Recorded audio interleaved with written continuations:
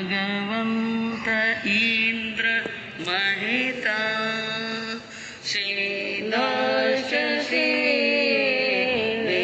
स्थिता आचार्य जिन शासनोन्नति करा तो जाओ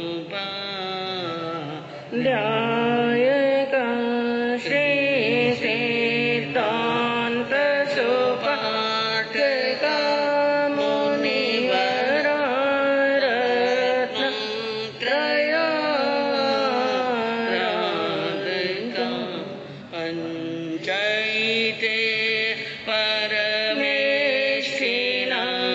प्रतिदिनं कुर्वन्तु नो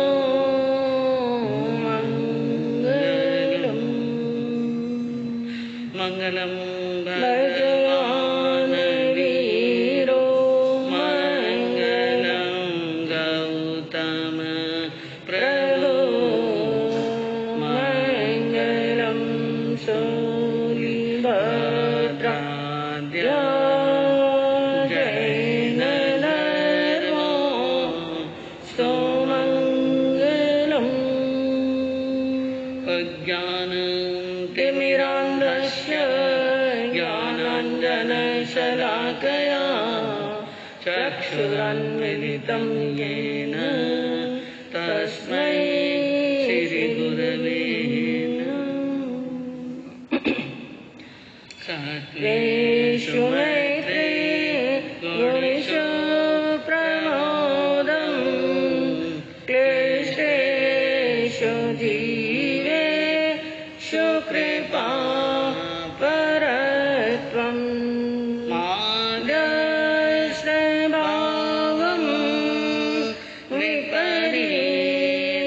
विपरीतवृत्तौ सदा ममात्मा विदधातु देव सदा ममात्मा विदधातु देव।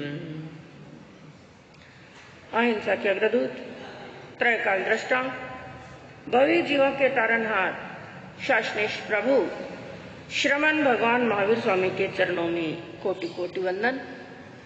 दीन दुखियों के मसीहा, करुणा के सागर, परम पूज्य गुरुदेव श्रमण सूर्य मर्धर केसरी श्री मिश्री मलजी महाराज साहब के चरणों में कोटि कोटि वंदन।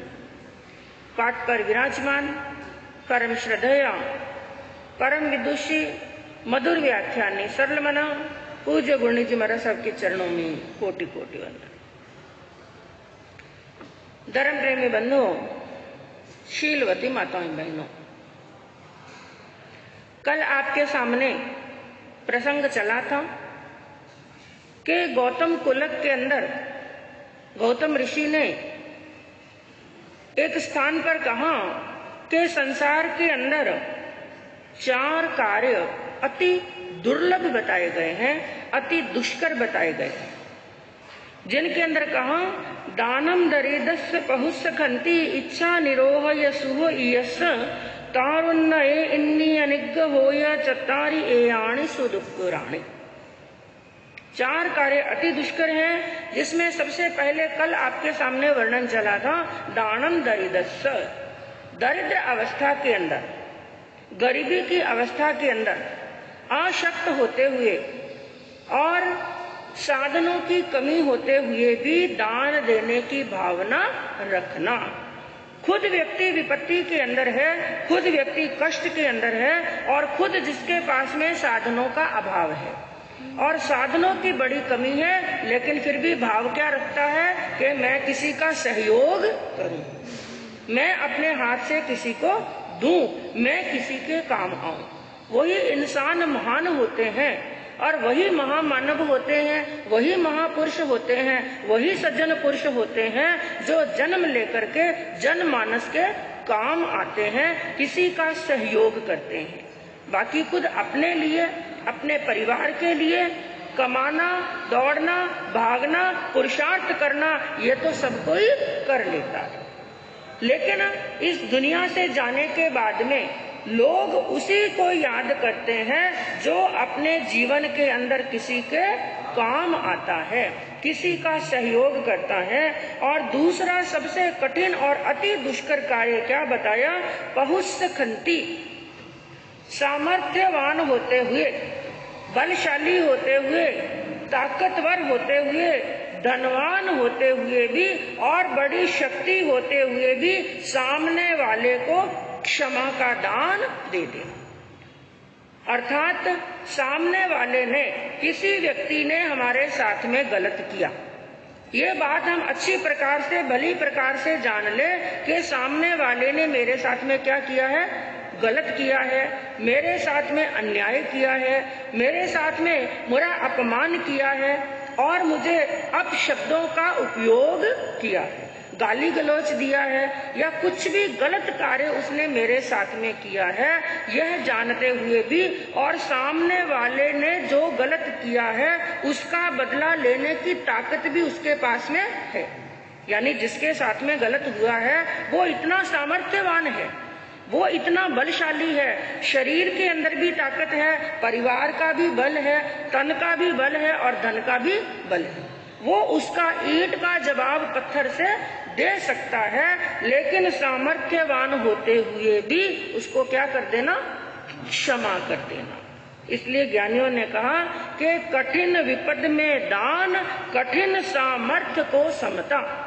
विपत्ति के अंदर दान देना अति कठिन है और सामर्थ्यवान होते हुए, शक्तिशाली होते हुए भी समता को धारण करना अति कठिन कार्य होता है। एक होता है क्षमा मांगना और एक होता है क्षमा करना। इन दोनों में से कठिन कार्य क्या है? क्षमा करना। वैसे तो क्षमा मांगना भी सहज नहीं। अक्सर क्या होता है, मनुष्य गलती जब करता है और उसे मालूम भी पड़ जाए कि मैंने क्या की है, गलती की है, पहली बात तो इंसान अपनी गलती को गलती कभी समझता ही नहीं। गलत करने के बाद में भी इंसान क्या कहता है? मैंने कौन सा अन्याय कर दिया, मैंने कौन सा किसी को मार दिया, मैंने कौन सा किसी का कत्ल कर दिया, मैंने कुछ भी गलत किया नहीं। तो पहली बात तो इंसान गलत करने के बाद में भी, अन्याय करने के बाद में भी, धोखा करने के बाद में भी वो अपनी गलती को कभी मानता ही नहीं, स्वीकार करता ही। और मान लो कभी उसने मन में ये जान भी लिया, मान भी लिया कि मैंने गलती की है, और उसे कोई कहे भाई देख तेरे से गलती हुई है, सामने वाले से क्या मांग ले? क्षमा। तो क्षमा मांगते क्या आती है? शर्म आती है। मैं उनसे माफी क्यों मांगू, मैं उससे क्षमा क्यों मांगू? तो पहली बात तो क्या कहा कि क्षमा मांगना भी कठिन कार्य है, लेकिन क्षमा एक व्यक्ति ने मांग ली और सामने वाले को अब क्या करना है? क्षमा करना। तो क्षमा मांगने से भी कठिन होता है क्षमा करना, जिसके लिए क्या कहा, जो पहले क्षमा मांगता है वो सबसे बहादुर है। क्षमा मांगने वाला क्या है? बहादुर। वो डरपोक और कायर नहीं है, वो निर्बल या वो नहीं, निर्बल नहीं है, बल्कि ज्ञानियों ने क्या कहा, जो पहले आगे होकर के बिना कहे क्या मांग लेता है? क्षमा। कि भाई मेरे से अज्ञानवश, मैंने मूढ़तावश, मूर्खतावश या मैं अज्ञान के अंधकार में भटक रहा था, मैंने अज्ञान की दशा के अंदर ये गलती कर ली, इसलिए हाथ जोड़ करके सामने वाले से क्या मांग ले? क्षमा मांग ले।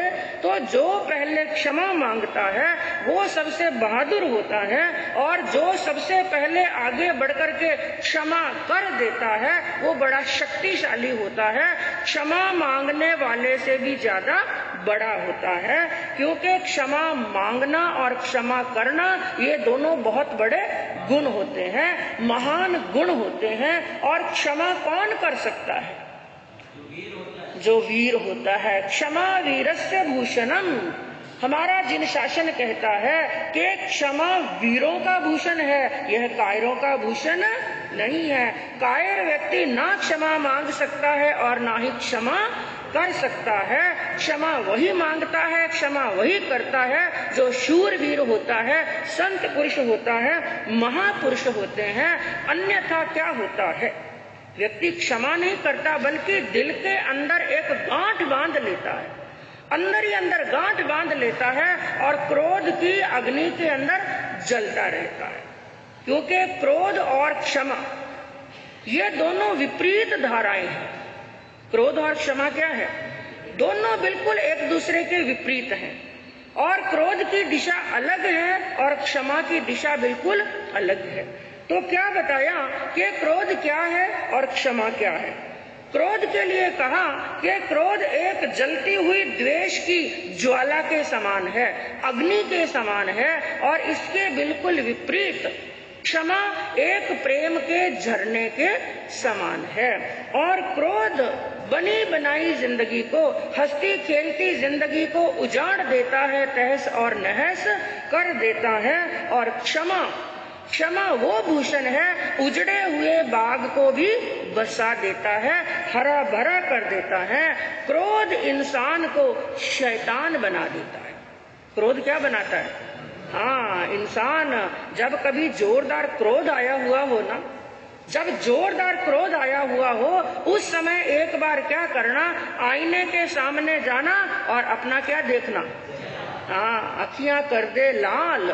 क्रोध के अंदर आंखें क्या होती हैं? लाल हो जाती हैं और भ्रिकुटी चढ़ जाती है, शरीर में से पसीना निकलने लगता है और शरीर थरथर धूजने लगता है। और जब क्रोध शांत होता है ना, उसके बाद में देखना शरीर में कमजोरी महसूस होती है, क्योंकि यह हमारी शरीर की ताकत को जला करके राख कर देता है क्रोध।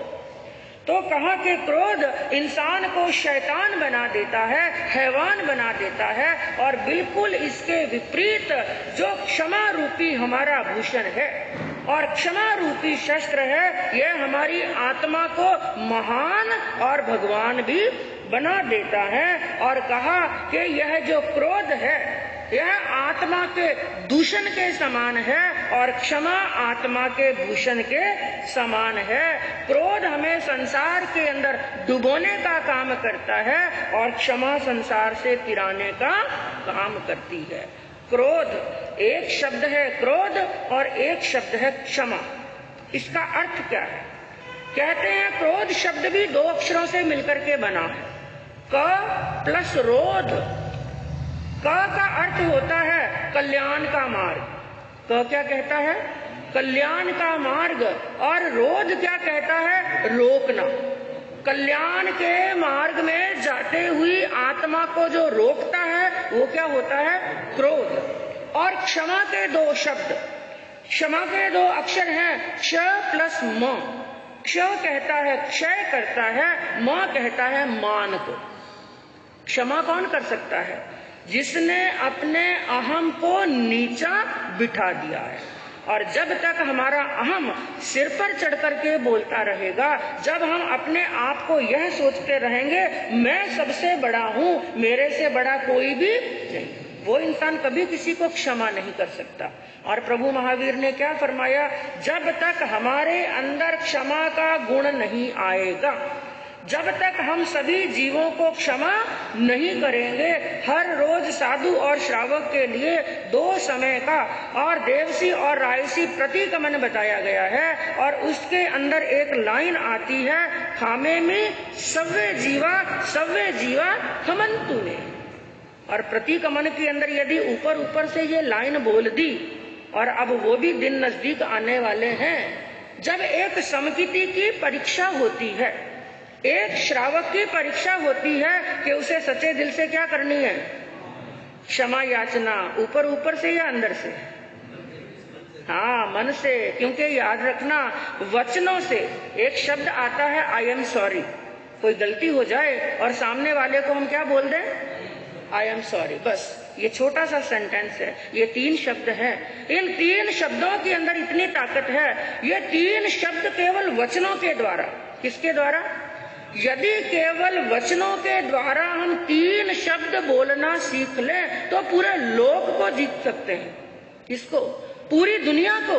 पूरी दुनिया को हम जीत सकते हैं यदि ये वचनों के द्वारा हम 3 शब्द बोलना सीख जाएं। कई बार आपने देखा होगा, प्रैक्टिकल करके देखा होगा कि हमसे बहुत बड़ी गलती हो गई, और सामने वाले को हमने हाथ जोड़ करके विनय पूर्वक झुक करके मीठे और मधुर शब्दों से क्या बोल दिया, आई एम सॉरी, तो सामने वाले का गुस्सा क्या हो जाएगा, शांत हो जाएगा। चाहे उसको कितना भी गुस्सा आया हुआ हो हमारे पर, उसका गुस्सा क्या हो जाएगा, शांत। तो ये 3 शब्द केवल जब हम वचनों के द्वारा बोलते हैं तो हम पूरी दुनिया को जीत सकते हैं। और यदि यही 3 शब्द हम मन से बोल देते हैं, केवल वचनों से बोलने से इतनी ताकत है कि हम धरती पर रहने वाले सभी से जब हम क्षमा याचना कर लेते हैं, उनके सामने ये वचन बोल देते हैं, पूरी धरती को जीत सकते हैं। लेकिन यही शब्द यदि हम मन से बोल दें तो हम 3 लोक को भी जीत सकते हैं, यानी मोक्ष को भी प्राप्त कर सकते हैं। लेकिन इसको बोलने के लिए भी हिम्मत चाहिए। सॉरी बोलना भी कोई सहज बात नहीं है। मैं क्यों बोलूं सॉरी, मैं कौन सा छोटे बाप की औलाद हूं भाई, जो मैं आगे चल करके क्षमा याचना करूं, मैं आगे जाकर के खमत कामना करूं। मैं उनसे खमत कामना करने वाला नहीं है। लेकिन बंधुओं, बड़ा वही बनता है जो झुक करके चलता है। एक आम का वृक्ष होता है, आपने देखा होगा बड़ी अच्छी तरह से। एक आम के वृक्ष के ऊपर जैसे जैसे फल आते जाते हैं, जैसे जैसे फल लगते जाते हैं, उतना ही वो वृक्ष नीचे और इतना नीचे झुक जाता है कि कई बार तो उसकी टहनियां ठेठ धरती को स्पर्श कर लेती हैं। एक छोटा सा बच्चा भी उससे फल तोड़ सकता है। वही होती है गुणवानों की एक प्रकार से गुणवत्ता, और वही होते हैं महान, वही होते हैं बड़प्पन वाले, जो झुकना जानते हैं, क्षमा मांगने से अपने आप को छोटा महसूस नहीं करते। एक बार एक प्रसंग आता है, ब्रह्म ऋषि भृगु नाम के एक ब्रह्म ऋषि हुए, बड़े ऋषि, बड़े तापस हुए।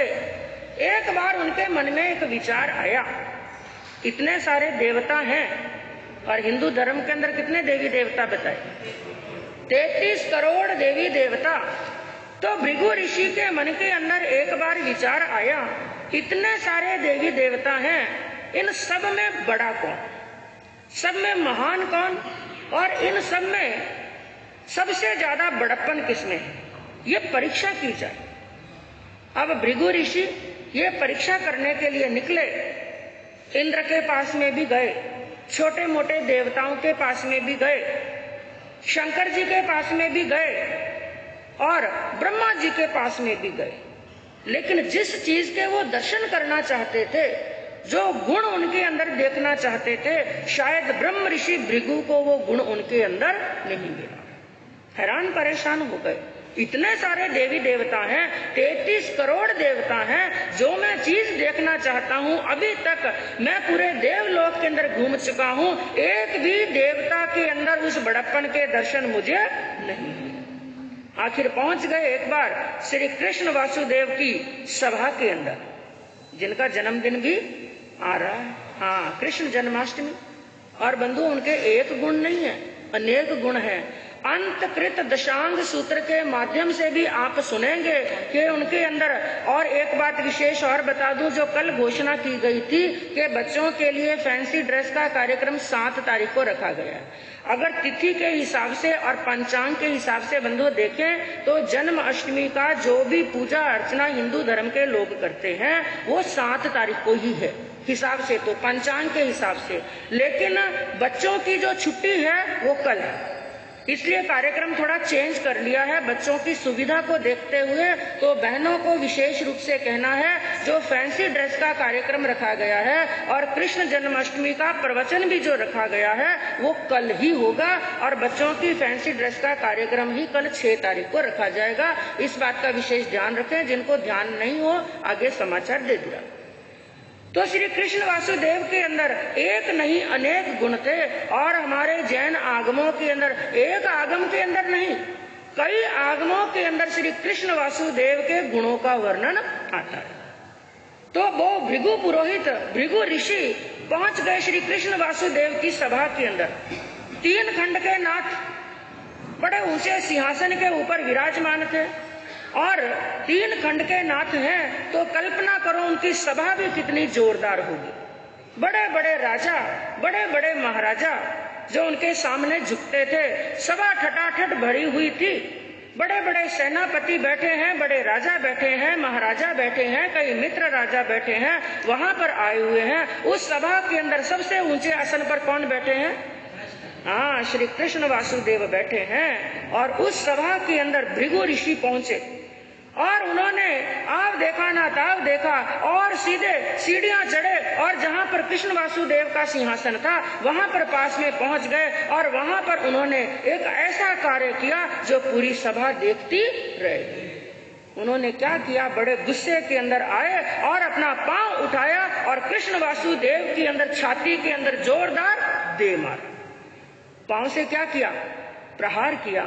आप कल्पना करो कि आप अपने परिवार के बीच में बैठे हैं, रिश्तेदारों के बीच में बैठे हैं, यार दोस्तों के बीच में बैठे हैं, चार बड़े बड़े लोगों के बीच में बैठे हैं। हाथ और पांव उठाने की बात तो दूर, एक कोई व्यक्ति आकर के छोटा सा अपशब्द भी बोल दे और अपशब्द की बात छोड़ो, बराबर जय जिनेंद्र नहीं करे और आकर के आसन पर बैठ जाए तो मन में क्या क्या विचार आएंगे? इसने मेरा सबके सामने मान सम्मान नहीं किया है और कभी ऊंचा नीचा शब्द बोल दिया, इसने मेरा सबके सामने अपमान कर दिया। अब भृगु ऋषि ने जोरदार लात मारी श्री कृष्ण वासुदेव की छाती के अंदर। अब कृष्ण वासुदेव को भी गुस्सा आना चाहिए था, लेकिन वो अपने आसन से उठे और भृगु ऋषि को पकड़ करके अपने आसन पर बिठा दिया और आसन पर बिठाने के बाद में खुद उनके चरणों के अंदर बैठ गए। और केवल बैठे ही नहीं, उन्होंने जिस पांव से भृगु ऋषि ने श्री कृष्ण वासुदेव की छाती के अंदर प्रहार किया था वो पांव अपने हाथों के अंदर लिया, वो पांव अपने हाथों के अंदर लिया और उसको प्रेम से सहलाने लगे और कहने लगे कि हे ऋषि, मेरी वज्र जैसी छाती और आपका फूल जैसा कोमल पांव, आपने मेरी छाती पर प्रहार किया, कहीं आपके पांव के चोट तो नहीं लगी? मैं कहूं ऐसे कृष्ण वासुदेव वो भी क्रोध कर सकते थे, क्या उनके अंदर बदला लेने की ताकत नहीं थी? जो 3 खंड के नाथ थे, जिनके अंदर कई लाख अष्टापद पक्षियों का, 20 लाख अष्टापद पक्षियों का बल जिनके अंदर था। और अष्टापद पक्षी का वर्णन आपने एक बार पहले भी सुना, गुरनी मैया ने फरमाया हमारे आगमों के अंदर एक ऐसे पक्षी का वर्णन आता है जिसका नाम है अष्टापद। अष्टापद किसे कहते हैं? जिसके 8 पांव होते हैं। कितने पांव होते हैं? 8 पांव होते हैं। है वो मात्र एक पक्षी और उसके अंदर ताकत कितनी? एक एक पांव के अंदर एक एक हाथी को उठा करके, यानी अपने 8 पांव के अंदर 8 हाथियों को उठा करके जो आकाश में उड़ जाता है। कितना? 8 हाथियों को उठा करके एक साथ में आकाश में उड़ जाए, ऐसा उसके अंदर बल। और श्री कृष्ण वासुदेव के अंदर ऐसे कितने पक्षियों का बल है? 20 लाख अष्टापद पक्षियों का बल। क्या उनके अंदर बदला लेने की ताकत नहीं थी? ताकत थी, लेकिन वो जानते थे क्षमा से बढ़कर कोई शस्त्र होने वाला नहीं है। उन्होंने बड़े प्रेम से कहा कि हे ऋषिवर, मेरी छाती तो है वज्र जैसी और आपका पांव क्या है? फूल जैसा कोमल। आपने मेरी छाती पर प्रहार किया, कहीं आपके पांव के चोट तो नहीं आई? ये बात सुनी तो भाव विभोर हो गए भृगु ऋषि और उनकी आंखों में भी आंसू आ गए और उन्होंने भाव विभोर होकर के कहा कि जो चीज मैं ढूंढ रहा था हे वासुदेव, वो बड़प्पन, वो गुण, वो क्षमा का गुण, वो सहजता का गुण, वो सरलता का गुण मुझे आपके अंदर मिल गया। इसलिए ज्ञानियों ने कहा कि क्षमा बड़न को होत है और ओछन को उत्पात। बड़ा व्यक्ति को क्षमा का गुण होता है, बड़ा ही क्षमा कर सकता है, शूरवीर ही गुण क्षमा कर सकता है, महापुरुष ही क्षमा कर सकते हैं। ओछा व्यक्ति क्या करेगा? ओछन को उत्पात। ओछा व्यक्ति तो उत्पात ही करेगा, क्रोध ही करेगा, गालियां ही देगा और बदला ही लेगा। के क्षमा बढ़न को होत है और ओछन को उत्पात। क्या विष्णु को घट गयो जो भृगुमारी लात। कृष्ण वासुदेव का कुछ घटा नहीं, बल्कि उनका तो सम्मान और ज्यादा बढ़ गया। कहते हैं कि केवल 3 शब्द आई एम सॉरी बोलने से जो काम हो जाए तो फिर अपने शरीर का खून जलाना क्यों। एक बार का एक छोटा सा प्रसंग बताऊं। एक गांव के अंदर कुछ गुंडे लोगों ने वहां पर दंगा फसाद मचा दिया। जोरदार झगड़ा शुरू हो गया और एक दूसरे के ऊपर पत्थरबाजी करने लगे, लकड़ियों का प्रहार करने लगे और खून खराबा हो गया। और जब ऐसा कुछ होता है तो पुलिस आती है। वहां पर एक बड़े इंस्पेक्टर आए और वहां पर दंगा हो रहा था तो उनको हटाने का प्रयास कर रहे थे। और एक व्यक्ति के पास में, एक कोई गुंडा प्रकृति का व्यक्ति था, उस लड़के के उन झुंड के पास में पहुंचे और इंस्पेक्टर ने उनको समझाने का प्रयास किया तो सामने वाले ने क्या किया, इंस्पेक्टर के मुंह के ऊपर थूक दिया। इंस्पेक्टर के मुंह के ऊपर क्या किया, थूक दिया।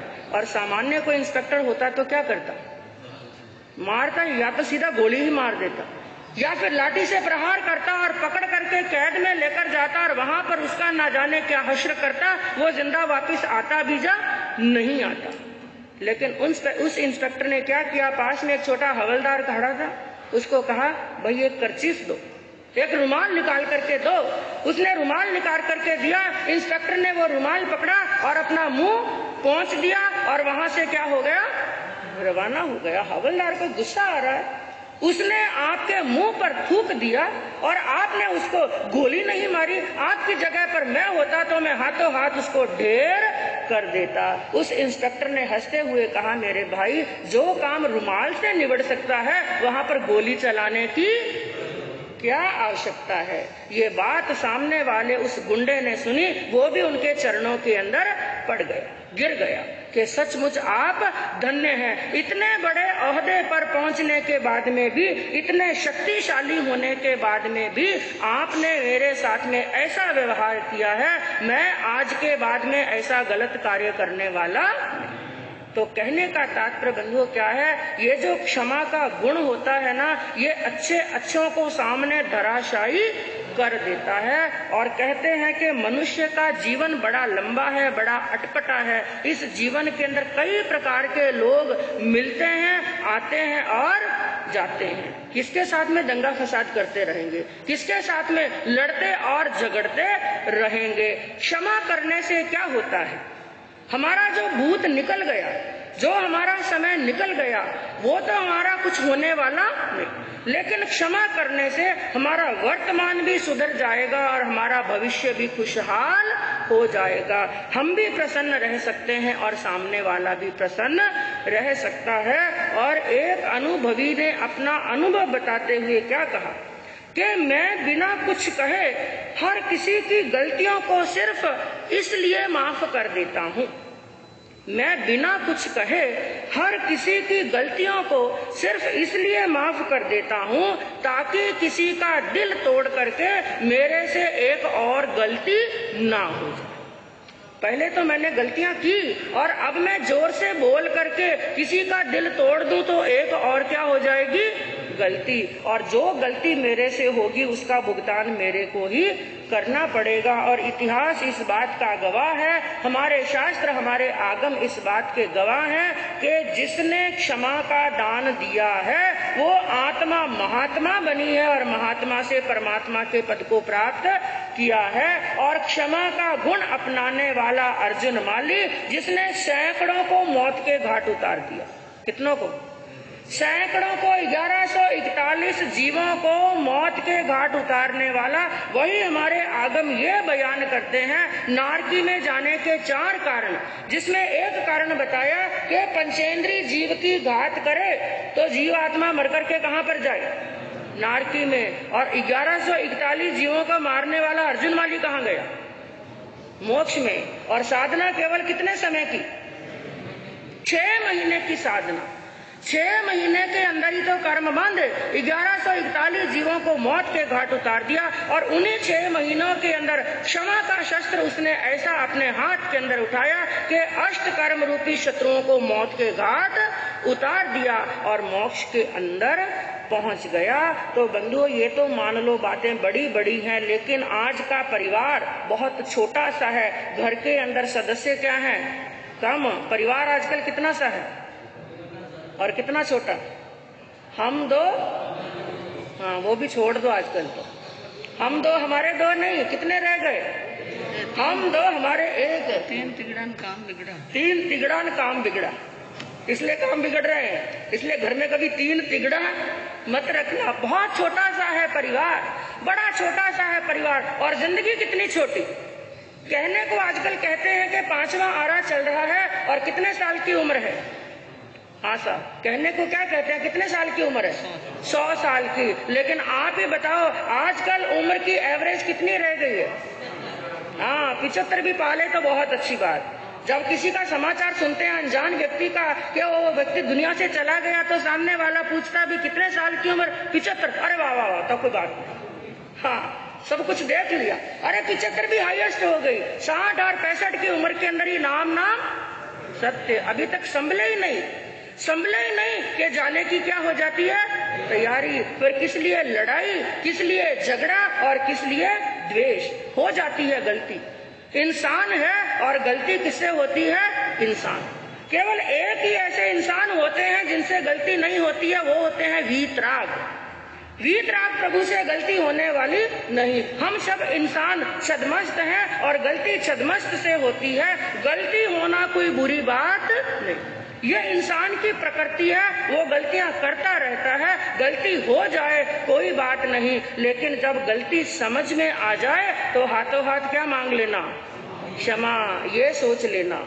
क्या सोच लेना? इन सांसों का कोई भरोसा नहीं। इसलिए बिना संकोच किए, बिना शर्म किए, सामने वाला चाहे बड़ा है और चाहे छोटा है, एक छोटा बच्चा भी क्यों ना हो, कोई गरीब व्यक्ति भी क्यों ना हो, बिल्कुल छोटा इंसान भी क्यों ना हो, तो भी उसके सामने जाकर के एक बच्चे की तरह, एक बच्चा होता है ना, इसलिए बच्चे को क्या बोलते हैं? बच्चा भगवान का रूप। बस उसी बच्चे की तरह जब हमें हमारी गलती समझ में आ जाए तो किसी प्रकार का संकोच किए बिना उसके सामने जाना और हाथ जोड़ करके क्या बोल देना?